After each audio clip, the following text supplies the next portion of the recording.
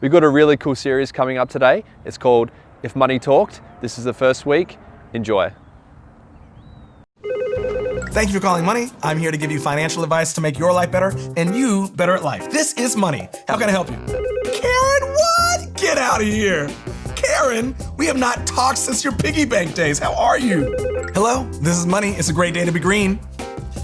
Yes, the environment is important too. I was referring to green, the color of my shirt, which you cannot see, and the fact that I am the embodiment of money. I should get a better slogan. Absolutely, Kevin. I can tell you your net worth right now. It's nothing. Yeah, no, like 0.00. But listen, hey, even though you're technically worth nothing in dollars and cents, did I ever tell you how much our friendship means to me? It is this much. I don't know, Karen, at the end of the day, what's the real difference between the 10 and the 11 Pro X?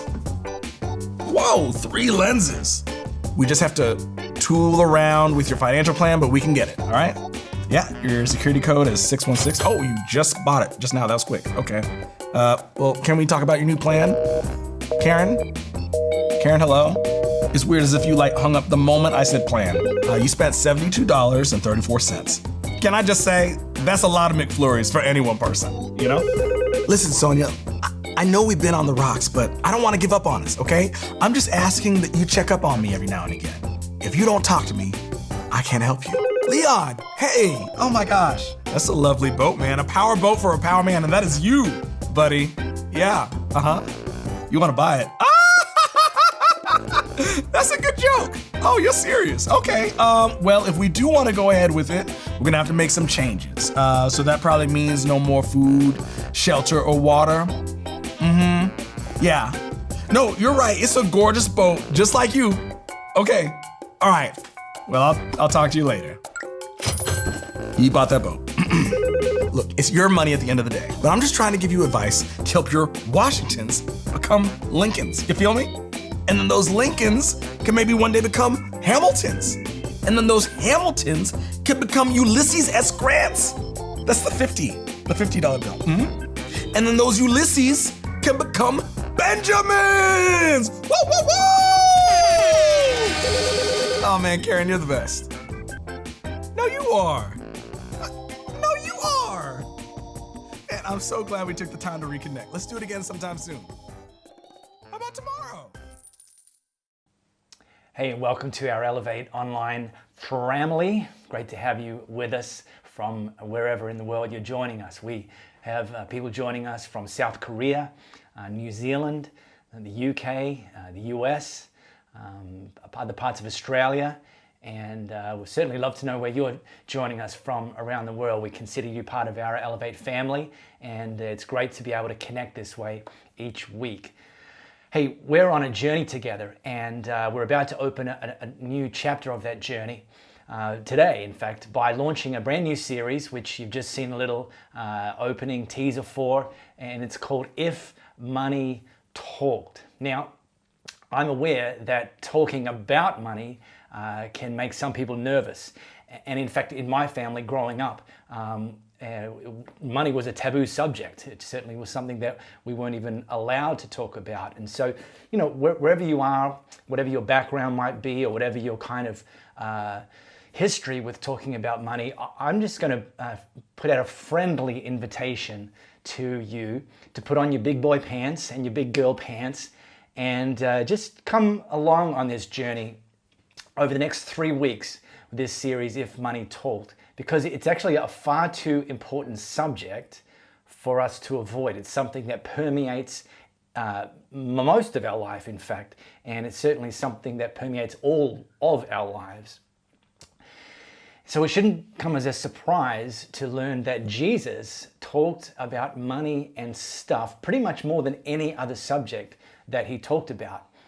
Depending on how you slice and dice it, he taught between 35 and 38 stories, or they're called parables in some cases, about the kingdom of God, talking about what the kingdom of God is like and what we're to do in the meantime.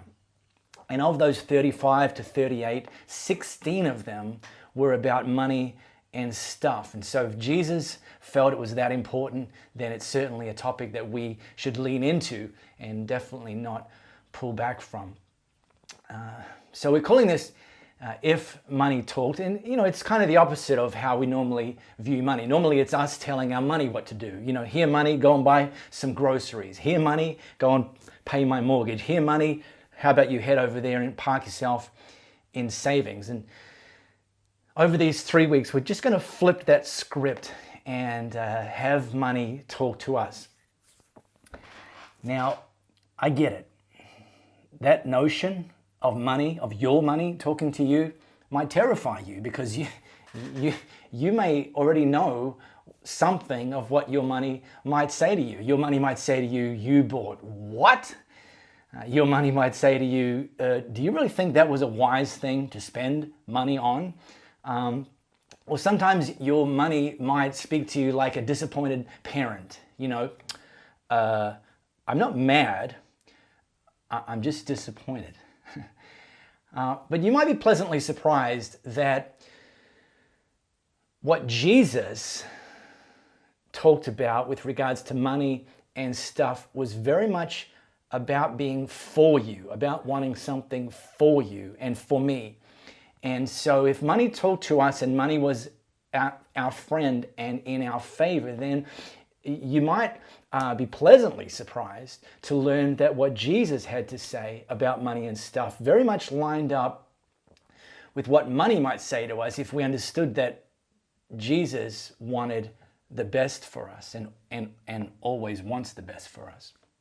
So I want to dive right into one of the stories that Jesus taught about money and stuff and encourage you to grab your smart device nearby, open up the Bible app, and you can join me in Luke chapter 16. And I'm going to read from the New International Version. So Luke chapter 16, the New International Version.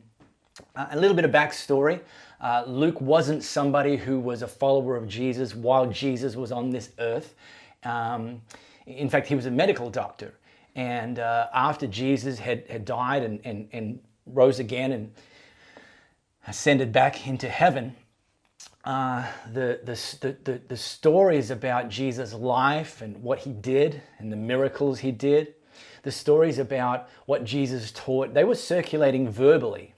And Luke took a particular interest in this and he pretty much downed tools from his doctor's work and picked up the tools of an investigative journalist and went around documenting these eyewitness accounts of what Jesus had done, to whom and where, and of what Jesus taught. And so this is one of the documented eyewitness accounts of what Jesus, of one of the 16 stories Jesus used to teach us about money and stuff from a kingdom of God perspective. So, verse 1, let's dive in. Jesus told his disciples, there was a rich man whose manager was accused of wasting the rich man's possessions. So the rich man called the manager in and asked him, what is this I hear about you? Give an account of your management, because you cannot be my manager anymore. In other words, you're fired. And the manager said to himself, what should I do now? My master's taken away my job. And look, I'm not strong enough to dig, and I'm too proud to beg, ashamed to beg. And look, I know what I'll do, so that when I finally lose my job here, people will welcome me into their houses. So this is what he did. He called in each one of his master's debtors. He asked the first, how much do you owe my master? Well, 900 gallons of olive oil, he replied. The manager told him, take your bill, sit down quickly, and make it 450. And then he asked the second, well, and so how much do you owe? 1,000 bushels of wheat, he replied. He told him, take your bill and make it 800. And I'm just picturing, Jesus is telling this story to an audience which potentially had a kind of broad cross-section of listeners. and wondering if there was two groups of people in the audience. The one group of wealthy people who may have been outraged at this manager's, rogue handling of his master's affairs, getting angry, like, you can't do that. That's not his decision to make. And then I wonder if there's not another group in the audience that are thinking, you go, man. Like, people who didn't have much and they owed others, and they'd be thinking, I'd love someone to throw me a bone like that. And so here's this tension. Here's this tension that the manager had been mismanaging the master's money. He was fired and just given a little bit of lag time so he could kind of audit the manager's work and make sure everything was squared away before he sent him packing. And in that window between being given his termination notice and what would ultimately be the final day on that job, the manager went rogue. The manager took matters into his own hands and started making financial decisions with someone else's stuff. So it shouldn't surprise you that Jesus' next two words were simply this: the manager. This guy's been going rogue. Some people are happy, the ones that are getting the discount. And he's been trying to do it hush hush, quickly come and sit here, quickly write that down, change the numbers on, fudge the numbers on the bill. And now the master, it's like the Jaws theme music starts playing in the background. The master. And look, I'm picturing the audience thinking, oh yeah, this guy is busted. Well, not quite. Jesus said the master commended the dishonest manager because he'd acted shrewdly. The master actually was like, you know what? Well played. And look, it's possible Jesus' audience was confused at this point. I mean, why in the world would the master commend somebody for dishonest practices? Maybe you're confused about that too. Is the point that Jesus is making that we should go rogue in our financial decisions, that we should make financial decisions against our boss's wishes, that we should make financial decisions that our spouse doesn't know about or doesn't agree with? Is that the point? Is that the question? Well, at this moment, Jesus set it up. He's the master storyteller. He set it up so that there would be this tension. There would be the master commended the manager's dishonest behavior. And at that intersection of history, Jesus actually zoomed out from the story and zoomed in on the lesson. And this is how he taught the lesson. For the people of this world are more shrewd in dealing with their own kind than are the people of the light. So I tell you, the people of the light, I tell you, use worldly wealth to gain friends for yourselves, so that when it's gone, you'll be welcomed into eternal dwellings. Now, little Bible college pro tip here. Jesus' stories, there was always two characters featured, and they weren't called this, but there were characters that one represented who God is, and the other character or characters represented who we are in the story. And so in case you missed it, the master in this story is God, and the manager in this story is us. And look, sorry for playing Captain Obvious, but it's critical to understanding the big idea, and not just the big idea of this story, but actually the big idea of how Jesus wants us to understand how this whole money management thing works. It's that God is the master, God is the owner of everything. God's the owner of the money and the stuff that we're blessed with. We're not the owners.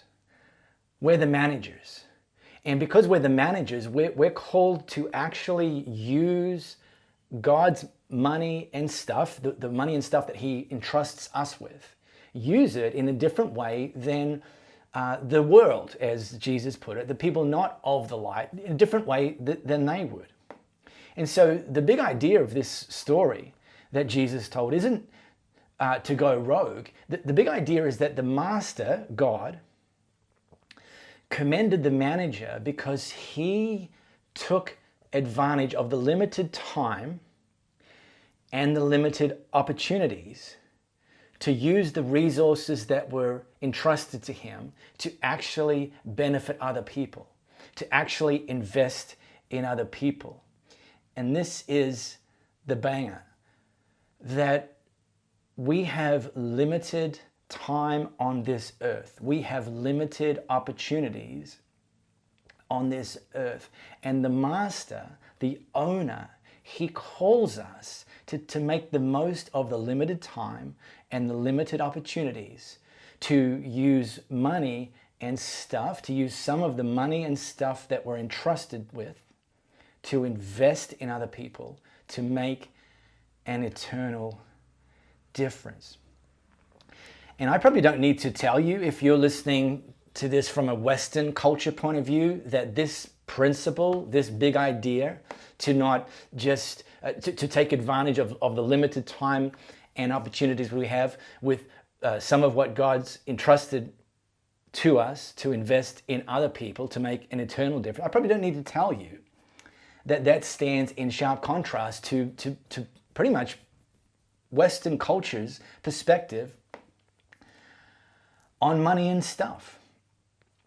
And that's why Jesus told the story, because he understands, and he wants us to understand, that the kingdom of God doesn't work the same as the kingdom of earth. That what God's called us to and how he's called us to live as we approach and are used to build the kingdom of God is actually unapologetically, particularly in this case of money and stuff, in stark contrast to the culture that we live in. See, the culture we live in, when it comes to money and stuff, in Western society in particular, although many other societies have an aspirational trajectory towards this very same thing, is what I call the consumption assumption. And the consumption assumption, it's exactly what you think it means. It means that people, like in Western culture, assume that the purpose of making money and managing money is to use it all for our consumption.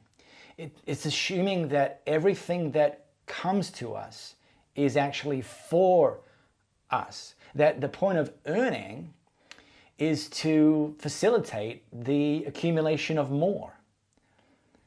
And yet Jesus pushes back on that.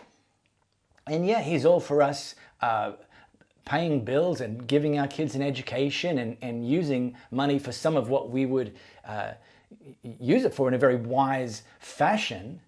But he pushes back against using it all for our consumption. He pushes back against it being the focal point of our lives and us being the focal point of our money and our stuff. And if I was to distill the big idea down to one sentence, it would be this: that money can add meaning to your life, but it's not the meaning of life. And I'm pretty sure you know this, because at funerals, they don't talk about how much money and stuff the person had. In fact, the only time money gets some airplay in a funeral is if the person in the box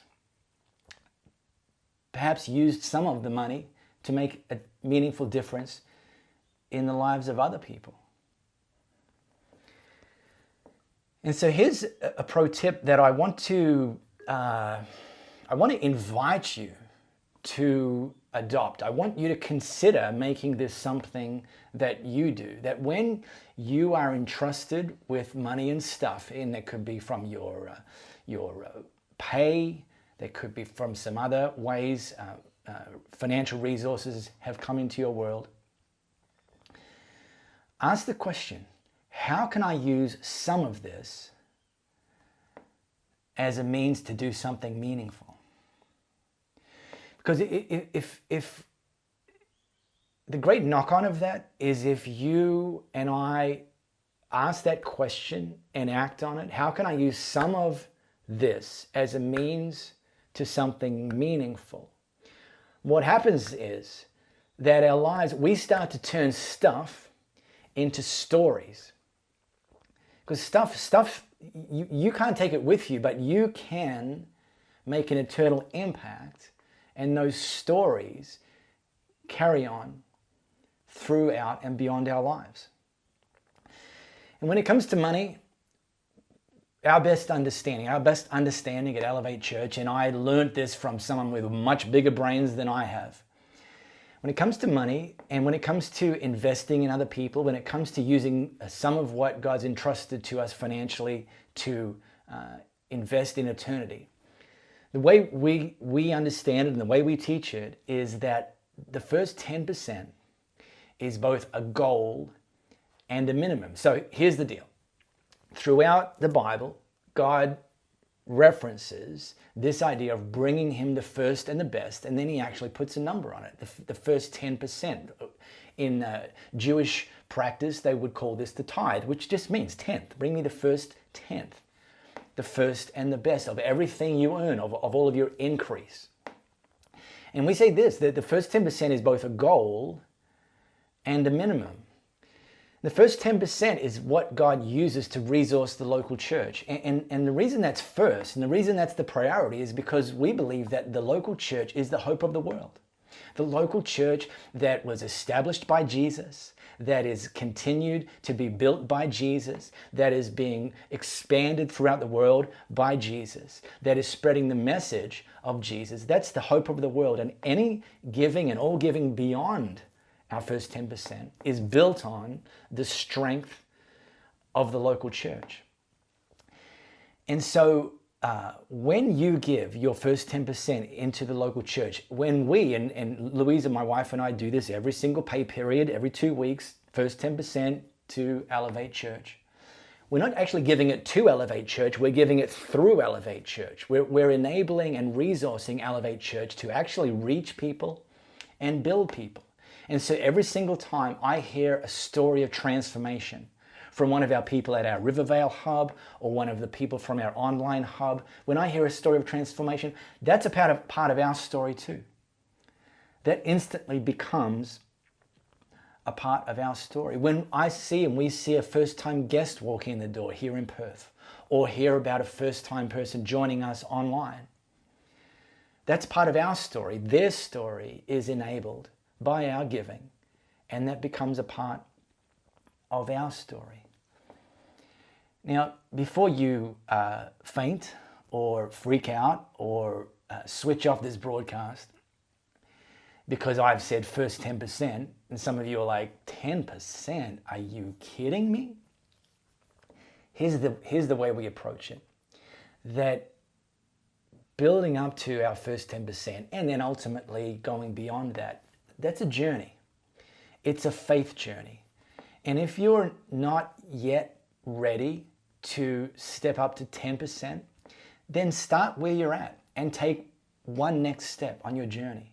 So maybe you're at 0%. You haven't actually taken your first step to giving. Well, take the first step and try 1% and see what God does with that. If you're at 1%, maybe take a next step to 2 or 3. If you're at 3, take a next step to 5. Look, I can't dictate this. We certainly don't check up on you, even if we could, which we can't. But we want to encourage you to turn stuff into stories, and the first 10% is both a goal and a minimum. And the reason we say it's a goal is because we want to encourage people to orient a percentage of their finances, of their increase, into giving, and when they hit 10%, great. You've been on this journey, and yet your faith and our faith, it doesn't have to pull the handbrake on at 10%. That same faith journey, that can continue. And you can start to hit 11% and 12% and 15%. And so what we say is first 10% is both a goal and a minimum. That beyond our first 10%, there are other things. And we have some of them set up around Elevate Church. And again, Louisa and myself are invested in this. And every 2 weeks, we invest a percentage beyond our first 10%. One of those is called Building the Future. Building the Future is how we resource spaces and places. So let me give you a simple way that works. This camera that I'm speaking into, before COVID lockdown, we didn't have an online experience. And so we had to boot one up very, very quickly. And the giving into Building the Future enabled us to buy some, reasonably basic equipment, but good equipment, enough to put a high quality online experience together. And so because we've been giving consistently to Building the Future, beyond our first 10% giving, equipment popped up. And because equipment popped up, we've been able to put together our online experience. And again, every single person that tunes in, their story becomes part of our story.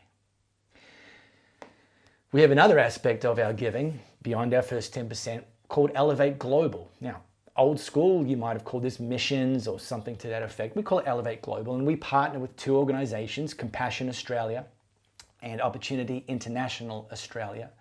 And the big idea of working with these organizations is investing into babies, mums, young families to turn poverty into power. And you can go and check out the work of Compassion Australia and Opportunity International Australia for yourself.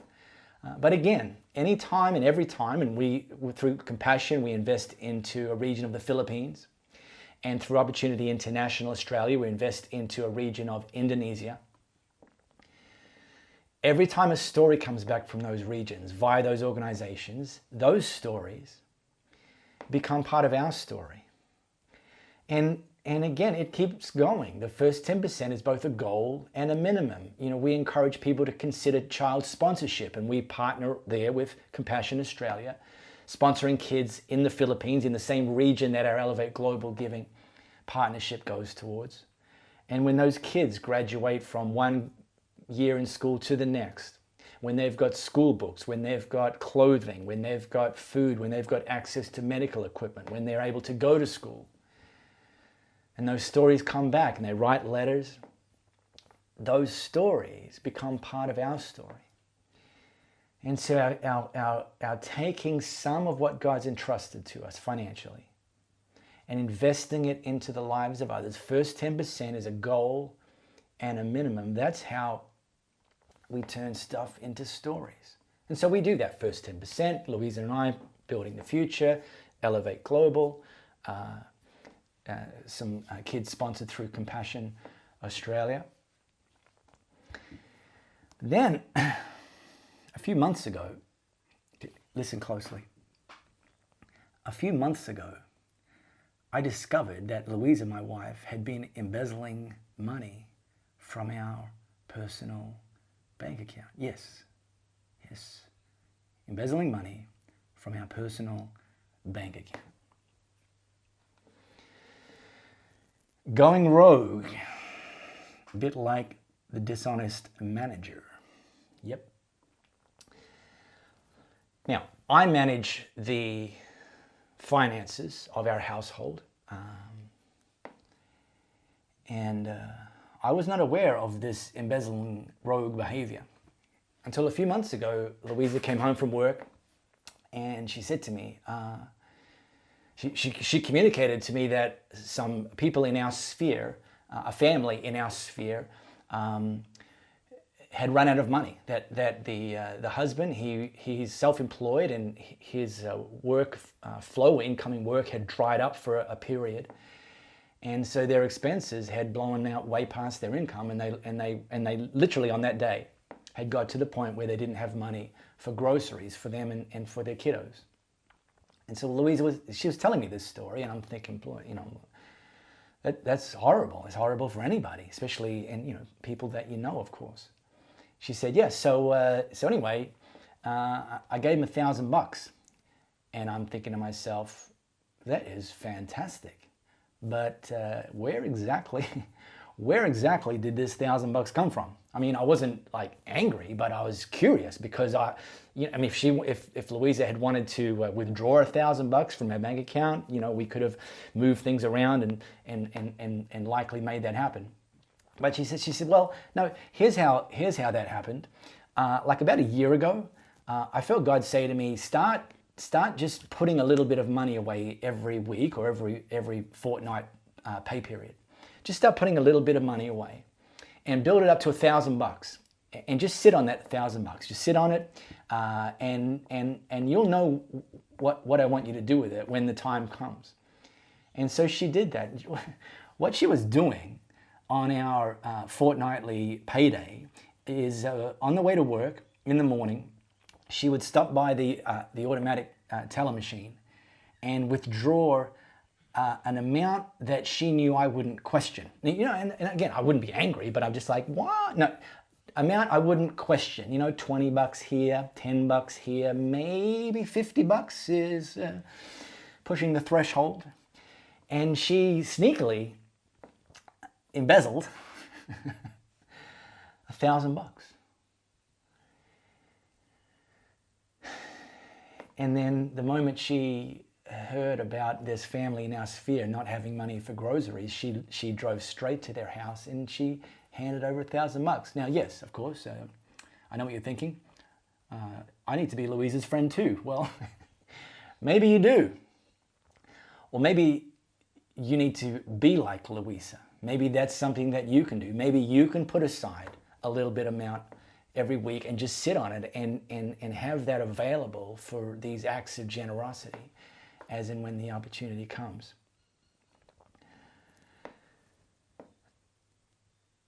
We're going on a 3-week journey. This series we've called If Money Talked. And I want to invite you to come on that journey with us. Keep those big boy and big girl pants on if you need to. And come on this journey with us, because I can tell you, I've never once met anybody who's ever regretted switching over or transitioning over to managing their money the way Jesus instructs us to. In fact, the only people that I've heard regret it is people that have regretted they didn't do it sooner.